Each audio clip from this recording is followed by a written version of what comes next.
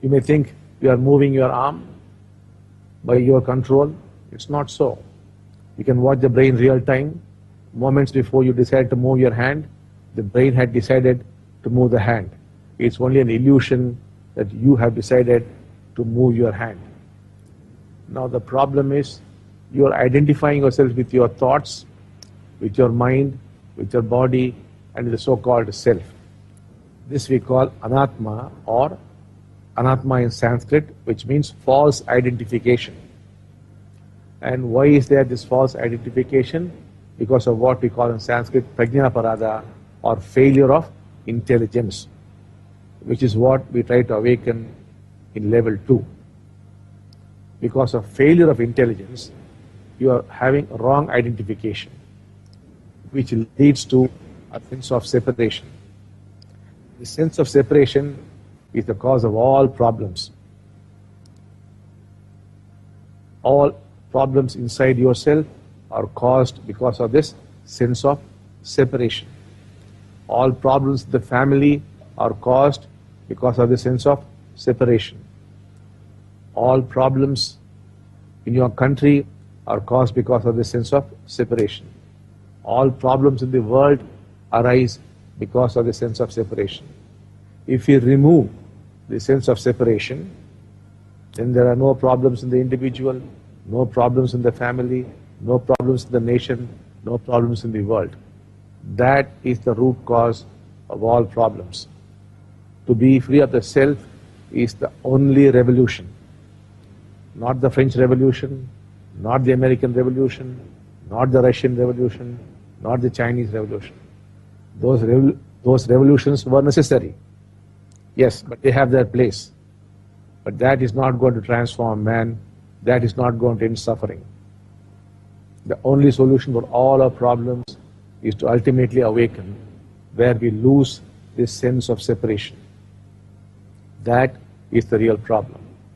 So in the first part of the teachings for February, you will focus on the fact that your thoughts are not your thoughts, your mind is not your mind, your body is not your body, your self is only a concept. The next part of the teaching here is all things are happening automatically. They're all happening automatically. That is, thinking is happening automatically. Not that you are thinking. There's nobody there, let us say like gearman. There's no gearman who is thinking. No. There is simply thinking, that is all. Gearman has nothing to do with it. Thinking is simply happening. It is a function of the brain. When you become awakened, you see thinking is just happening. There's no thinker. Suppose you draw a circle, the center automatically comes up. Thinking is happening. It is automatically creating an illusion of the thinker. There is no thinker. Only thinking is happening. It's all automatic. Speech. You think you're speaking? No. Speech is happening automatically.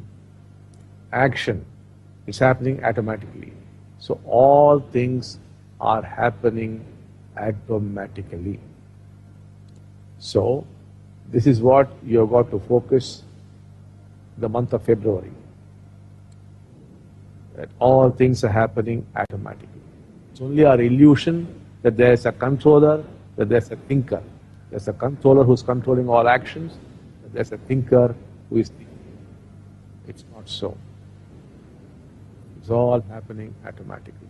So you will try to understand this intellectually, you will contemplate on this, and you will meditate on this.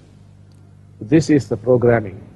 It will enter your mind, and there it will stay as an understanding or as an insight. And then when we go for the process, when we activate the kundalinis and we make the chakras rotate faster, all these teachings would integrate and would become a realization. When that happens, you will be pushed out of your mind. You will be detached from your mind.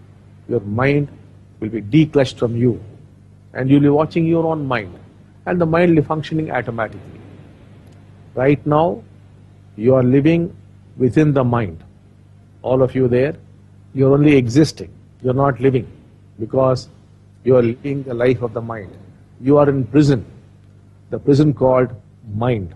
You're all prisoners within the prison called mind.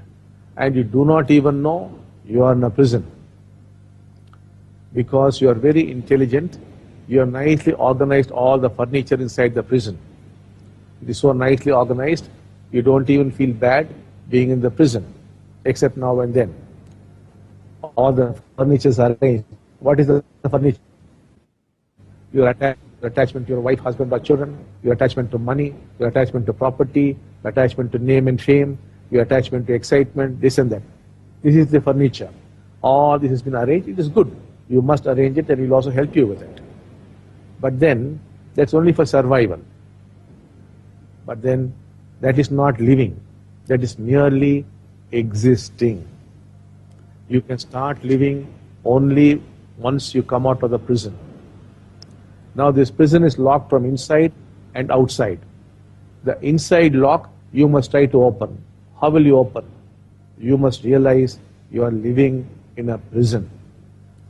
Once you realize you are living in a prison, you would like to get out.